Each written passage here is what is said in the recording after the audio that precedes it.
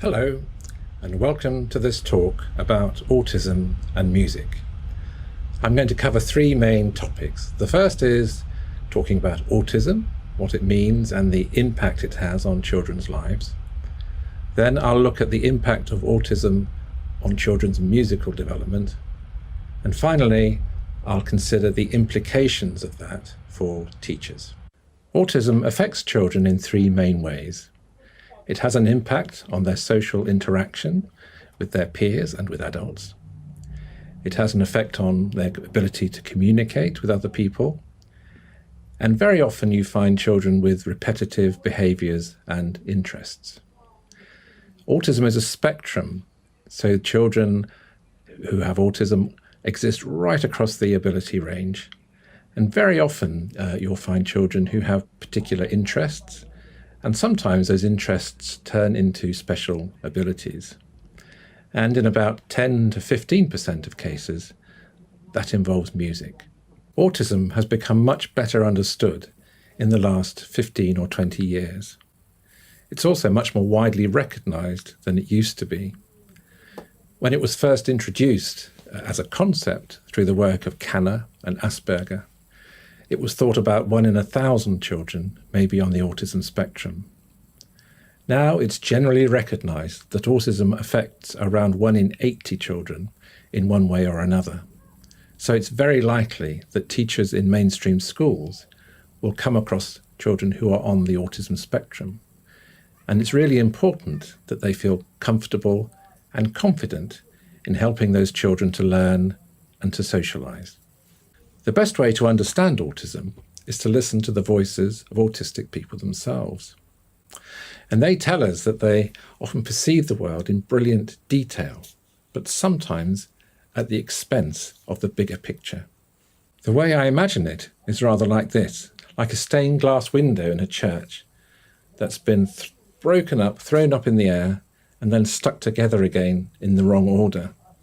If you look at the following slide, any one part of it, you'll see it looks perfect and very detailed and very vivid. But if you try to understand the whole thing, it's rather disconcerting. And that can be, we imagine, how life is like for some children on the autism spectrum when they look around them and try to make sense of the world as a whole. Well, again, let's listen to what autistic people say themselves. And they say, pattern. I love repetition, I love regularity, I love predictability, and that really helps me with the way I get through the day. Knowing what's happening next is terribly important. Some people on the autism spectrum have taken that love of pattern and predictability and the attention to detail and used it in a creative way. Stephen Wiltshire is a young man who lives in London, and he's quite famous over here for his detailed drawings of cityscapes. So he's taking the way he thinks about the world, the way he perceives the world, and used that to communicate his own creativity to a wider audience. What is autism? Very often it can mean difficulties in understanding how other people are thinking and feeling, difficulties with what we call theory of mind. When children are about 3 or 4, they start to be able to put themselves in other people's shoes. They start to share the emotions that other people exhibit. Now, children with autism may find that challenging. And that challenge comes to a fore typically in social situations, particularly unstructured social situations, such as break time. Within a class, when things are quite organised, children with autism can often flourish. But in less formal situations, when the rules of engagement aren't so clear-cut, that's when children with autism can find things more difficult within school. For a number of children, it means difficulties with language, difficulties in understanding language, and for some of them, difficulties in using language. Very often they can find the speech of others irritating, threatening, or even scary. One autistic person has called it like having dynamite in my ears. And the way I imagine it is as though you're listening to a radio, or perhaps several radios, in a foreign language that you don't understand and that you can't turn off. As you listen to this next clip, imagine a young child in a classroom with the hubbub around them, the children talking and laughing and playing, and yet they can't filter out that sound. And no wonder sometimes they get overwhelmed with sensory overload.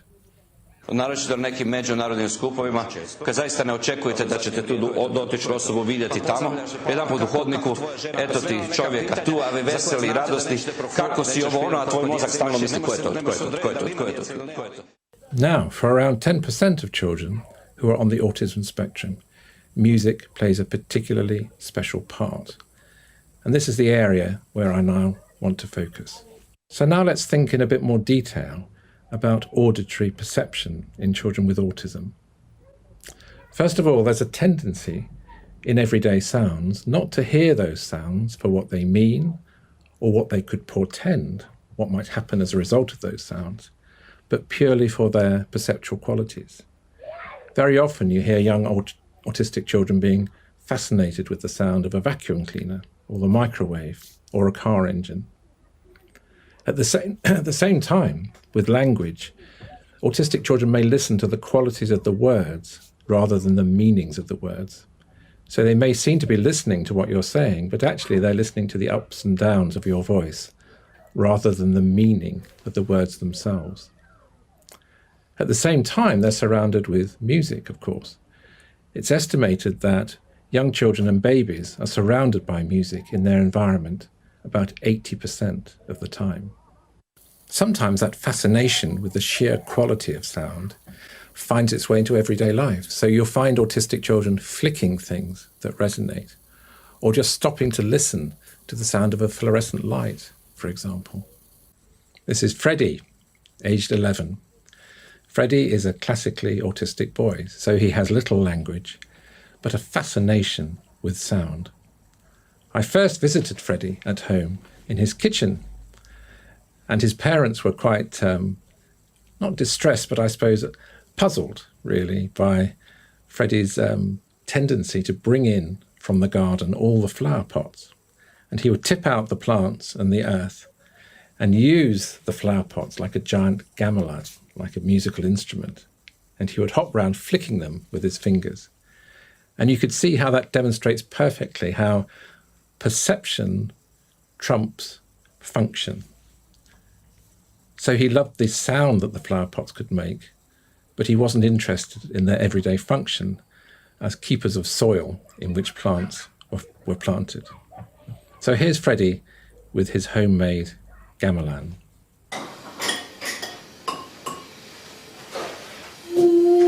Interfere. I'm going to flip that this way, like that. So that's how it should be. That's how it should be, isn't it? Look.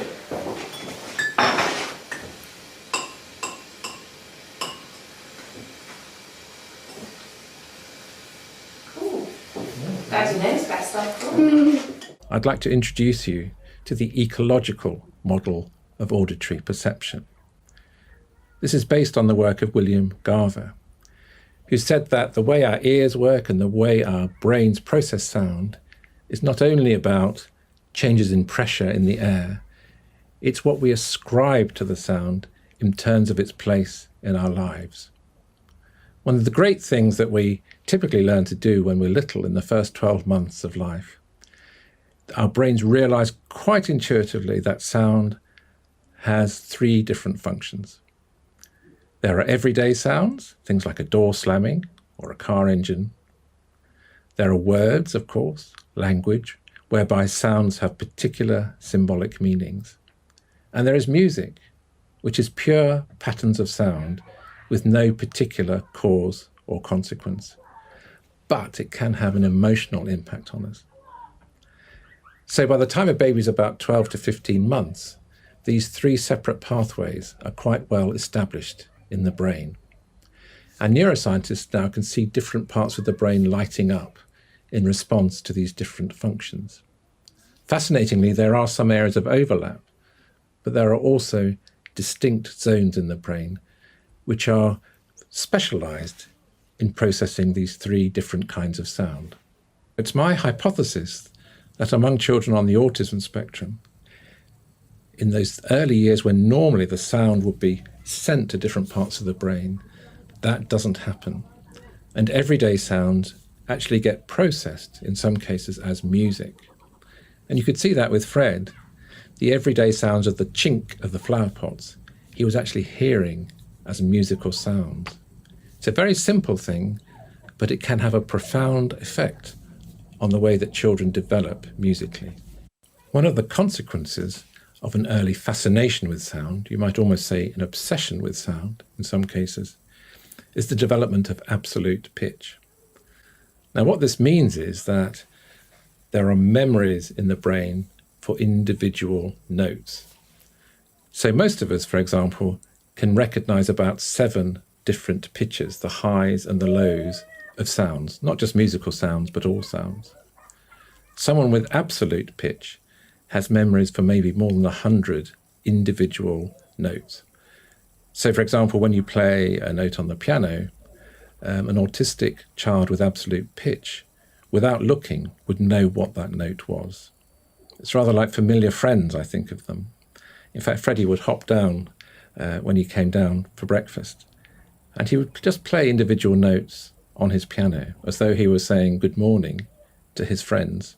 So for those children who are on the autism spectrum who have absolute pitch, what are the consequences for their education? Well, first of all, they may be hearing the world in a very different place. When they hear a car going by, or a train, or a plane, they may hear it not as the sound of an engine, but as a musical note. And people say, well, how do I know if this autistic child, there's probably a 1 in 10 chance, if I'm working with an autistic child, they may have absolute pitch. How can I tell? It's one of those things where I say, if you have absolute pitch, it becomes obvious the way a child approaches a musical instrument. It was decided that Fred should learn the piano and that I should teach him. And Freddie, of course, being autistic, didn't take to this in a conventional way. At first, he wasn't willing to sit down by this new instrument in his life, but eventually he did. But of course, there was a compromise. The compromise was that he would touch the notes, but not actually push them down. Now, his family were getting more and more confused by now. They said, well, Freddie's very musical, yet he won't actually push the notes down on the piano. And I said, well, of course, he doesn't really need to, because the notes are already in his head. So pushing them down is a redundant exercise for Fred. What he did eventually compromise to do was to pretend to play the notes and sing what they should sound like. So you can tell straight away he has absolute pitch because he's singing the notes as he touches them. So in his head, he has this model of pitch. And as we'll see, this has very important consequences for the way that we might teach an autistic child music. Here's the video of Freddie in action.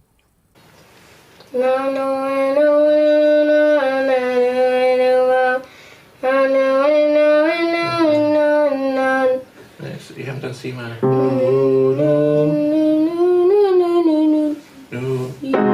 Yes, C sharp.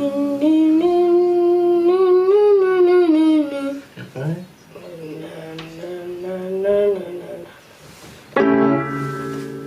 D, D.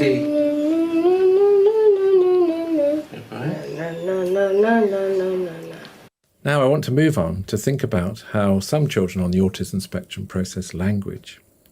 We've already said that they tend to focus on the sound qualities of words rather than the meaning of words. They're listening almost to words as though they were musical notes. Now music, of course, is exactly that. It's all about the qualities of sound. When a child tries to understand language, they need to associate a sound with a particular concept or an idea or a meaning, and that's a big mental leap. To understand music, all the children need to do is to compare one sound with another. And for the brain, that's a much lower processing load. And you can see why some children with autism, and also children with learning difficulties, tend to gravitate towards music rather than language, which is so difficult to understand. So for about 10% of children on the autism spectrum, there's a tendency to process sound as though it were music, and that includes words. There's some good research showing how young children on the autism spectrum actually tend to remember the prosodic nature of what they've heard, the ups and downs of someone's speech, but not the meaning. In contrast to neurotypical children who tend to remember the meaning, but not the musical quality of what's said. So when an autistic child is listening to you, they may be listening to the tone of your voice and to the musical qualities of it, but not necessarily to what you're intending to convey, the things you want them to do, for example. So they may appear to understand, but actually they've understood something rather different from the message you're trying to get across. So let's think a bit more about how music works. First of all, back to language. Language works by words having meanings because they're associated with something else. In music, that association doesn't exist. Notes are just there for their own sake. And the way that music makes sense is in repetition. It's in pattern. It's in predictability. So one note points to another, whereas a word points to a thing outside itself. In music, one note points to another note. And it does that by being similar to the one that's just preceded. And so the brain learns to look out for these patterns of repetition and imitation. And that's the way that music makes sense. So for these autistic children who are processing words as notes, what would we anticipate would happen? What would we expect to see? Well, we'd expect to see words being repeated as though they were musical notes. We'd expect to see patterns of words used through imitation rather than through what they actually mean. And that's exactly what we see in many autistic children, particularly in the early years. They exhibit this thing called echolalia, which is about repeating words for their sounds rather than for their meaning. And in the next slide, you'll see a young child who is coming to language through echolalia. As you watch this video, notice how the child is communicating quite effectively in an echolallic way. There used to be a thought that echolalia should be suppressed because it was inhibiting normal, in inverted commas, speech. But actually now there's a recognition that it's an important stepping stone to a fuller verbal communication. It's an important stage that all children go through. Children on the autism spectrum can stay in it for longer. Even as young adults, they can still be quite echolalic in some cases. But here you see the joyous social interaction of a young toddler with his mum, pretending to communicate over the phone. It's such an important stage, and we should really celebrate it and use it for learning, rather than trying to suppress it. Hayden, ring, ring, ring, ring. Hello? Hello? How are you today? Yay! What? How's it going? Sorry. Let's return then to our model of ecological sound processing. And now we see that the other part of the model, the part devoted to language, can also get used for music in certain cases. With some children on the autism spectrum, there seems to be the case that all sound is processed to an extent in a musical way. Of course, that has both advantages and disadvantages. But as music teachers, it can be a very valuable resource, not only in our music education approach that we take, but also to support other areas of learning, as we'll see. So, to return to the story of Freddie. Very quickly, Freddie used music not only as a receptive language, but also an expressive one. He showed that he could improvise using musical notes, rather as other children improvise using words. So if you like, he was talking, literally talking, but using music. So here's a young man, a boy really, who found words tremendously challenging, and yet he could speak the language of music in a natural way. He could use it to communicate with me as a fellow musician, but also he could use it as a form of self-expression. He could show what he was thinking and what he was feeling through his improvisations. Freddie got in his head? So,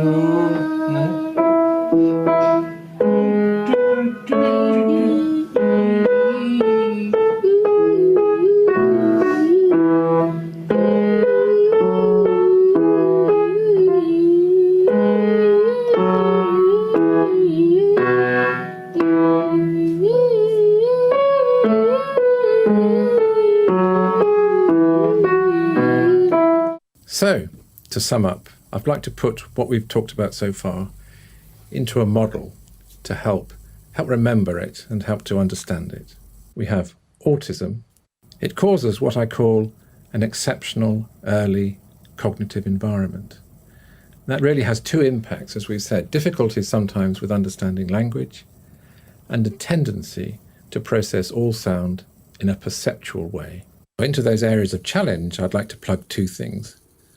First of all, the ubiquity of music. Music is everywhere in young children's environments, estimated at 80% of the time. And also the fact that music has a self-referencing structure. So music is based on repetition, as we said. Music doesn't need anything else. It is self-explanatory. These factors cause all sound to be processed, at least in part, in a musical way. The consequence of this for children on the autism spectrum, 5 to 10% of them, is they develop absolute pitch, this memory for pitch that is so exceptional. And it happens in the early years. By 24 months, the children will have developed absolute pitch if they're going to have it. For these children, including those with learning difficulties, and many children with autism do have learning difficulties as well, given the opportunity, and this is the critical thing from the music education point of view, they can develop exceptional performing skills. And for some children with autism who have severe learning difficulties, music can become a proxy language. Instead of words, the children can actually express themselves through music. Of course, all children can express themselves through music, but for this group, it's particularly important because verbal channels of communication may not be open to them. And so we need to be alive to the fact that music may be their main way of relating to other people.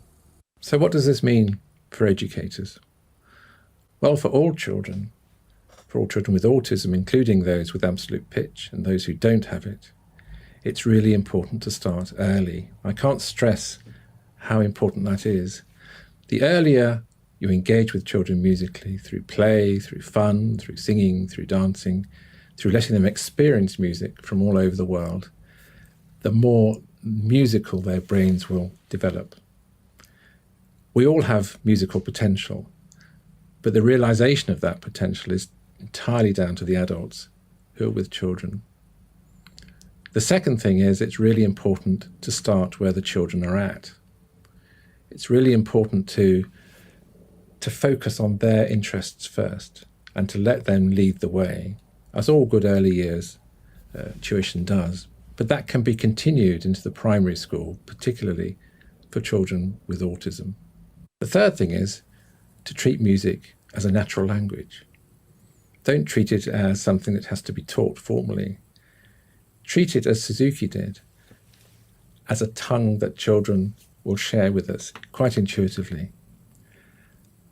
And music's all about play in these early stages. It's about having fun. And it's about sharing your love of music with the children. If it's something that comes naturally to you in the classroom, the children will treat it as a natural language themselves. When we approach instruments with autistic children, it's really important to let them explore, first of all.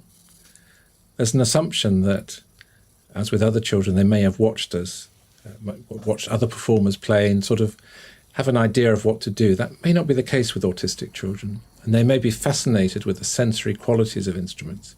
So give them plenty of time to explore for themselves. That's really important. People often ask about reading and writing music.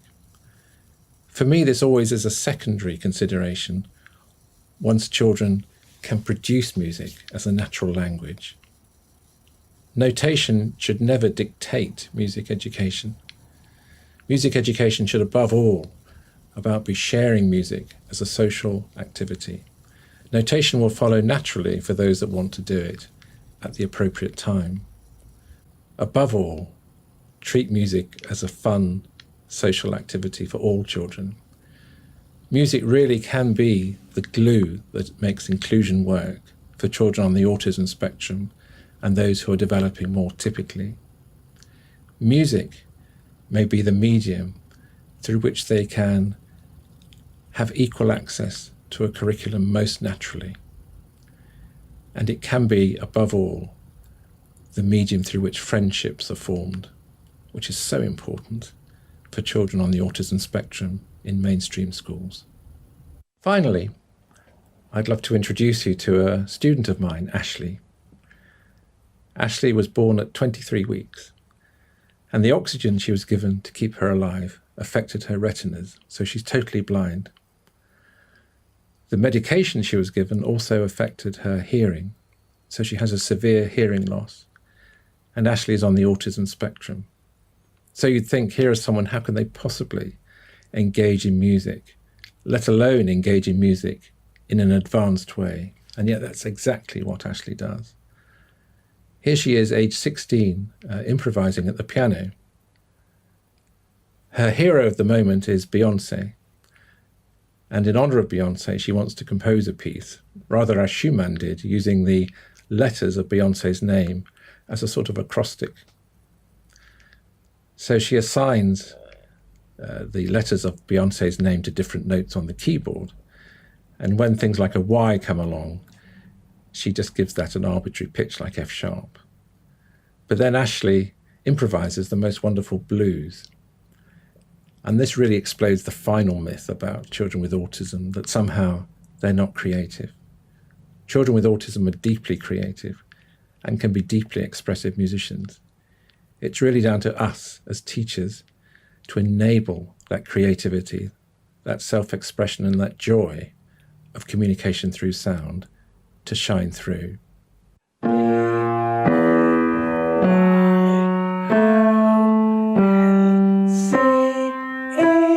Do it again, a bit faster. Keep going. And again. Write me a Beyoncé blues.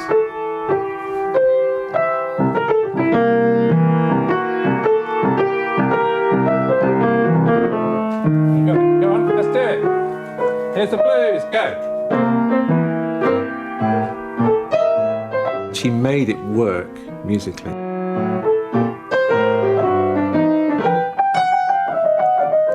And then she improvised a lovely blues.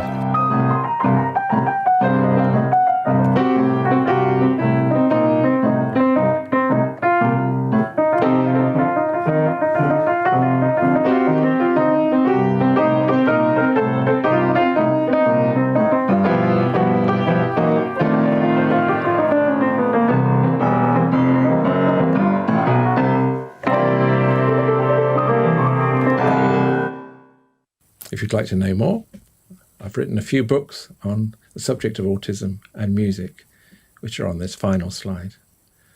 There is also a TED Talk you may like to watch with a pupil of mine called Derrick Paravicini. I've been working with Derrick now for 35 years, since he was 5 years old. He's now 41 in fact. And Derrick has autism, he's blind, and he has severe learning difficulties. But this has been no barrier to him becoming a musician of international renown. He really is a great performer and he loves to play for people. His whole identity, his whole life is wrapped up in music. And although not all children will end up playing like Derrick does, music can play just as important role in their lives as it does for him. Thank you very much.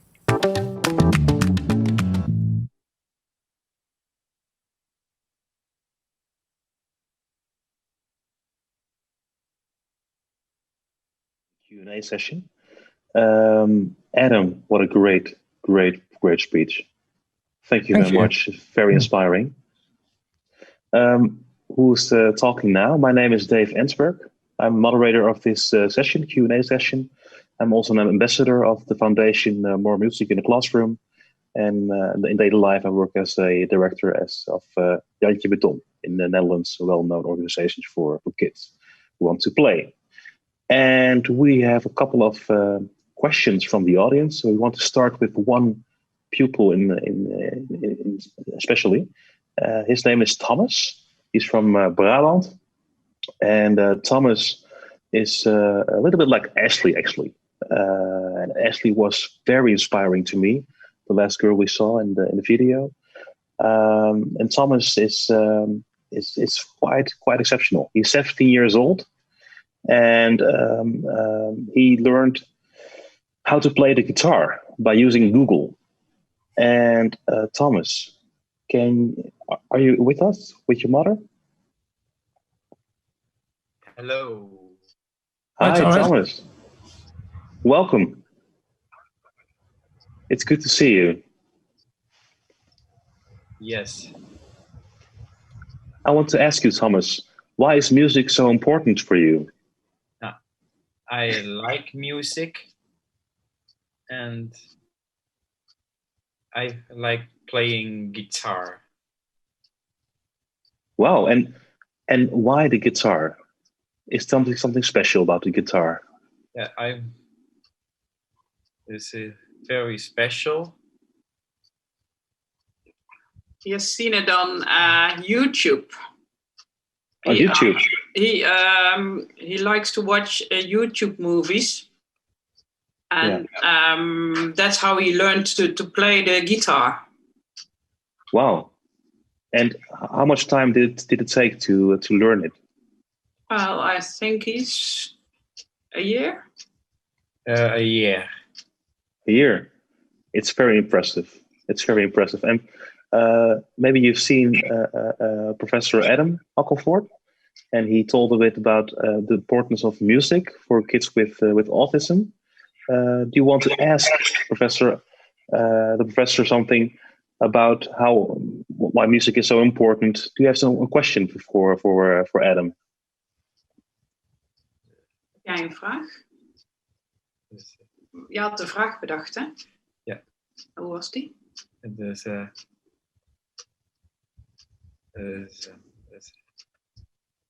Hi, Thomas. Nice to see you. Yes, very nice. Wat was jouw vraag? Waarom muziek zo belangrijk was? Wat was jouw vraag? Dus my question was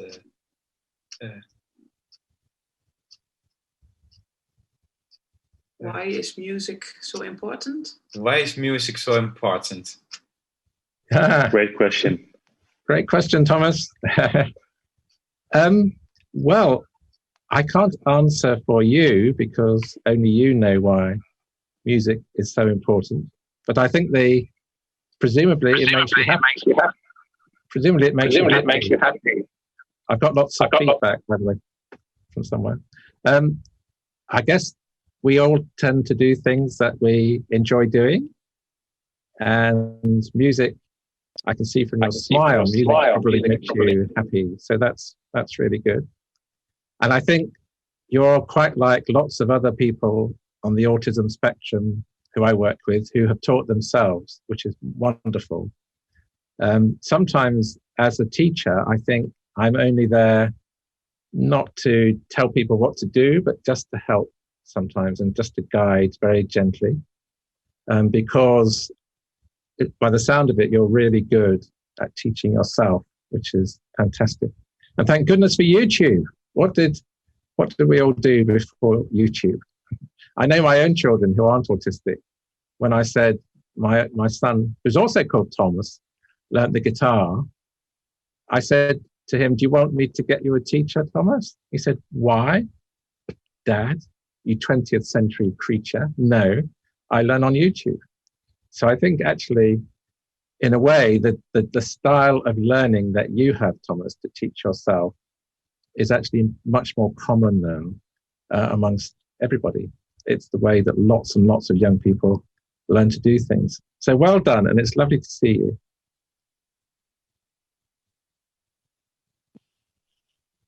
Thank you very much, Adam, and thank you also Thomas, for your question and for being here. It's a great honor to have you among us. We also have a lot of other questions from the audience, so stay tuned.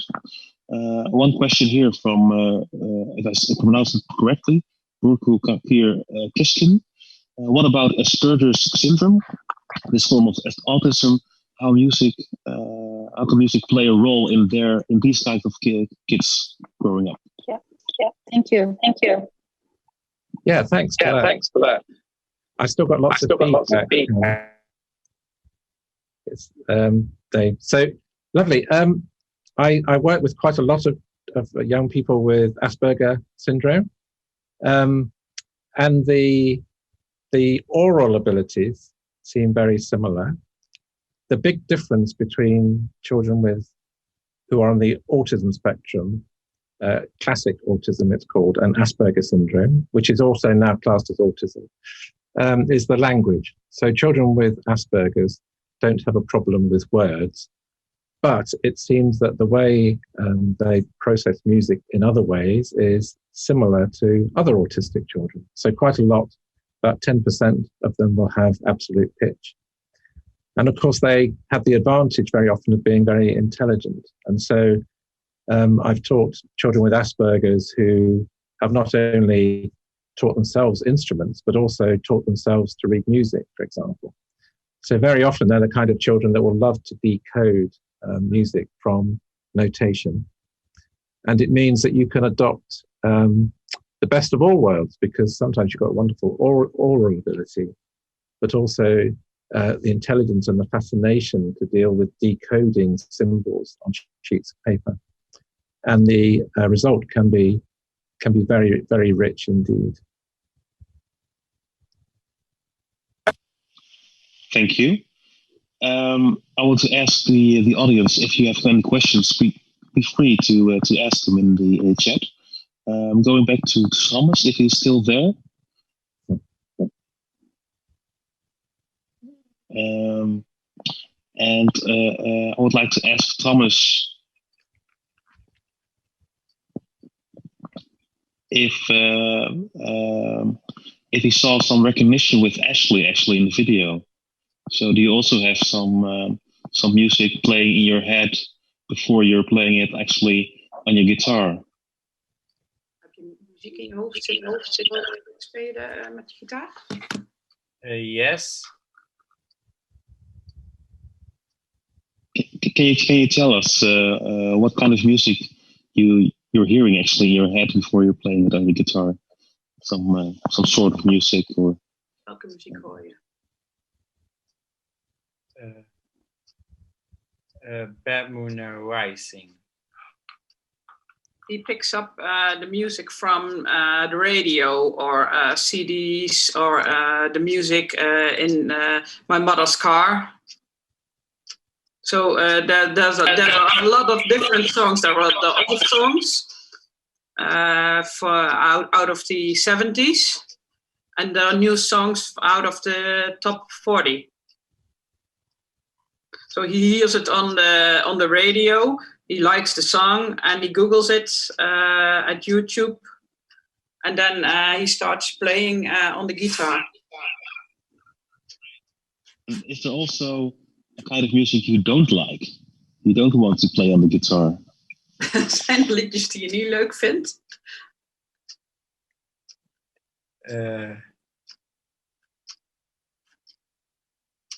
Van Mama Lauda?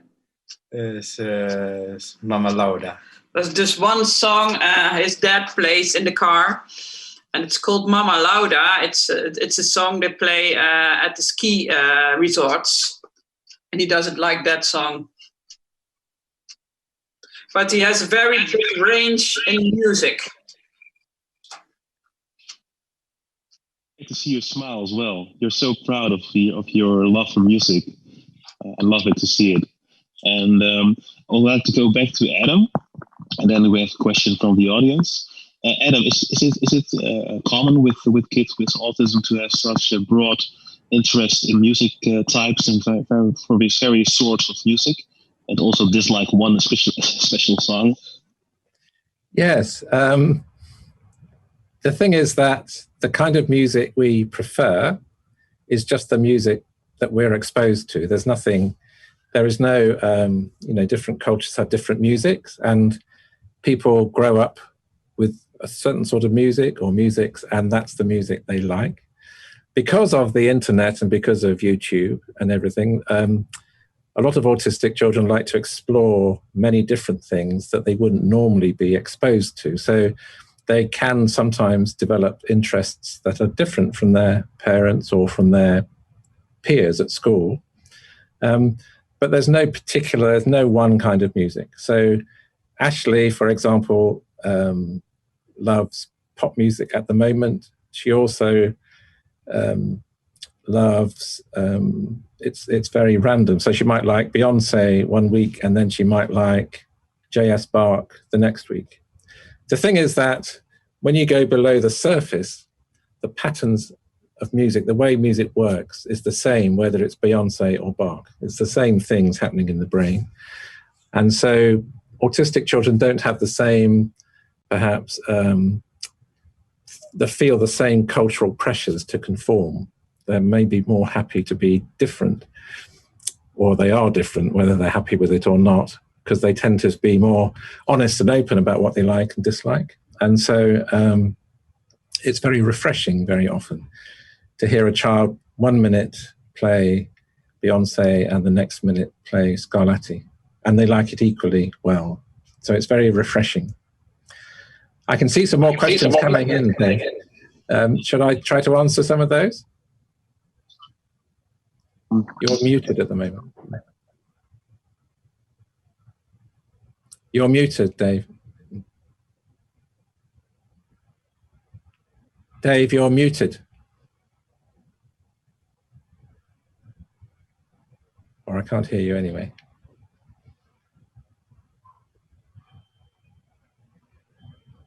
I can't hear you. Shall I just answer some of the questions? So there's one question that says, what about autistic children in the classroom? I think sometimes children with autism can find a whole class music experience quite intimidating. And once they're used to it, they can really enjoy it. So very often I give... Once they're used to it, they can really enjoy it. So very often, Dave, I think you've got your... need to mute again. So what I tend to do is to, if I'm doing a class session, is to say with the autistic child, if you don't want to join in straight away, that's fine. And sometimes they want to listen from another room because the whole sound of a whole group of children can be overwhelming. And then when they're comfortable, they can come and join the group. I think there's a tendency sometimes to pressure children to say, you've got to join in because we're all doing it. And that pressure can be really hard for autistic children. Whereas if you say to them, look, if you want to just listen some distance away to start with, that's fine. And if you let the children come on their own terms when they're comfortable, you get a much better result than trying to insist that the child joins in a certain way. That can be very distressing for everybody. But music can be a medium for joining in a way that nothing else is. So it can be very rich, very rewarding and very enriching. But take your time and let the child join in the group at their own pace. Don't try to force them to join in too early. Oh, I can't hear you again. The other question is... Oh. Do you hear us now? Yes, I can so. hear you now. Yes. Yeah. Yeah. Do you think it's possible for kids with low IQ to develop absolute pitch? Oh, yes. Yeah, I can answer that one. So absolutely, yes. Absolutely, they can develop absolute pitch. So IQ is not correlated to musical ability. Derrick, who's the subject of the TED Talk, has an IQ of 57, which puts him in the bottom 0.01% of the population, if you like statistics. So he's for every 1,000 people, 999 will be more intelligent than Derrick. And yet Derrick has a musical intelligence that is in the top 1,000,000. he's amazing. He can hear any piece of music and he can recreate it. He can improvise. He can play with any musician in any style. And I think it's really, really important. When people see a child with a disability or a difference like autism, they tend to put them into a box and make assumptions. And the crucial thing is never to assume that a child is one thing or another. You shouldn't assume either that all autistic children will love music and be musical. That will be equally wrong. But quite a lot of them may find music a really important means of socializing. So don't put people in boxes. IQ, or if you like, intelligence and a musical intelligence are two completely separate things. Yeah, sorry, Dave. Very interesting question as well from René Vundering. How do you make time for children with autism in a regular music class while still maintaining the attention of the other kids? Something a little bit about the inclusion you told about the 6 points in your summary. As well, but also about how to deal with this as a teacher. Yeah, it's tricky, of course. I mean, ideally, to make inclusion work, the child hopefully might have some additional adult support. And it will really help if they can go through the music that you're going to do before the main class, so that the autistic child is already familiar with it. Because often autistic children find new things quite frightening. And to have to deal with a new thing in the context of being with 30 other children can be really frightening. Almost all behaviors that autistic children show that people think are difficult behaviors, it's almost all to do with being scared, of being frightened, of having a high anxiety level. So everything is about good communication, good preparation, and reduce that anxiety level. And provided the autistic child it knows what's going to happen, that's really important, that can also reduce anxiety hugely. So it's about good preparation, I would say. And then if the child is prepared, then they can join in the group in the same way as everyone else. There are a lot of questions, maybe more questions than we can answer today, but we're going to try. Yeah. Well, I was going to say, Dave, if people want to email later, I'm constantly on the email, so they're very welcome to email me. That's great. I would really much advise all the people to do it, to make this effort worthwhile. René, there's a really interesting one, Dave, about emotion. Should I go for that one? That was exactly the one I wanted to address. Oh, good. Sorry, I'm taking on your job. Sorry, I'm just really interested. You're the professor here, so Arnold. No, not at all. Arnold on the tongue. I think there's it's another thing I feel very strongly about. People think that autistic children aren't emotional, that they're cold and robotic, and that the way they approach music is not emotional, and it's completely wrong. Autistic children are intensely emotional, but very often they don't show their feelings in the same way as other children, and they may not read the emotions of other people in the same way. And very often they may have behaviors like flapping or stimming that people find quite scary. And so a young autistic child may come running up to you, wanting to be affectionate. And the adult may shrink back because they think, oh, this isn't appropriate. And it's really a question of learning to read that child's emotions and the way they express them. But if you listen to Derrick on YouTube, Derrick Paravicini, you can hear how beautifully he accompanies people. And I think the crucial thing about music is it's as a channel for autistic children to express their emotions. And it's also a way that they can share emotions with other people. So if they take part in a performance with other children, that can be a way of sharing an emotion that they may find really difficult in other contexts. So music can be a great medium for sharing feelings. That's one of the, to be honest, one of the main reasons. If autistic children were just robots, I wouldn't be interested in teaching them because it would be boring. They could just learn from a computer. But they're not. They really want to share feelings, and music enables them to do that in a way that words sometimes are just too difficult. It's a great answer, actually. There is another question, and it's about the example Thomas gave us. How big is the importance of a good teacher when children with autism learned playing an instrument with the help of YouTube? Yeah, autistic children are a paradox, really, for teachers, because they very often teach themselves their particular skills and interests, and they very often will resist adults interfering in their own learning process. And so when I'm working with an autistic child, I don't confront them head on. I try to come parallel and watch how they learn and watch about their interests. And I try to join in, as it were, joining in with their play and interests and gain their trust. And then you can suggest things. But if you confront them and say, you're doing it wrong, I don't care what it says on YouTube, you shouldn't hold the guitar like that. That is a recipe for not a good outcome. I think it's really important to respect the differences that autism brings. And one of those differences might be a different learning style.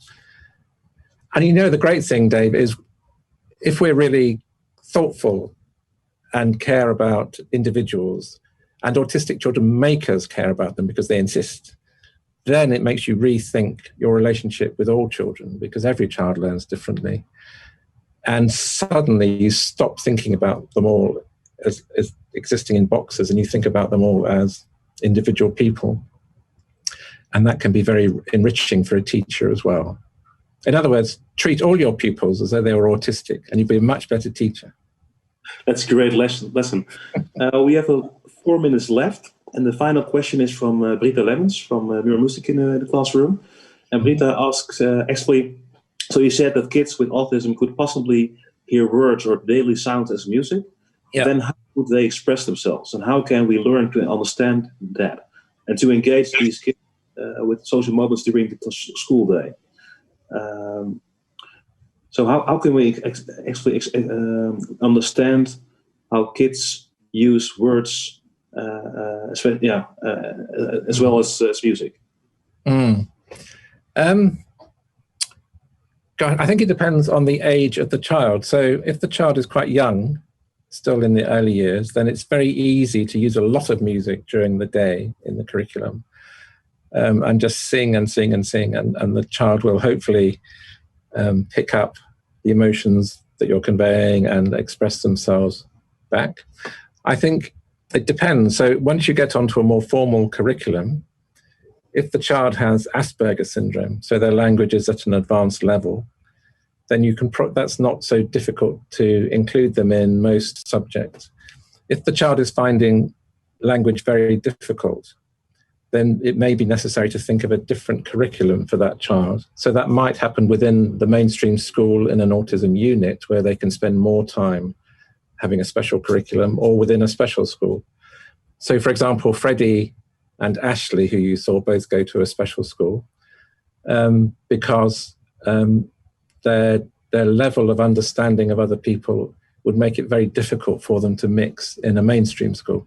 Ashley did go to a mainstream primary school, and it was terrible because she just got so anxious that she just, completely melted down completely. And she needs a very specialized environment to pick up on what she can do. What I hope for Ashley as an adult is that through music, we can develop her social skills. And I take her to lots of schools and introduce her to children, and she can make friends through her musical abilities and interests. And hopefully as an adult, she'll be able to be included more because she's had such a special education. It sounds contradictory, but sometimes to be fully included in society as an adult, you need a super special education to give children the skills that they need to survive as an adult. And that takes time, and that's very hard within a mainstream school to give them the extra time and space.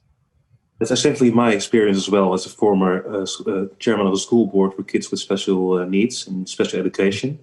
We're wrapping actually up. We're thanking Sir Adam. I hope that the Queen will give you a title. You deserve.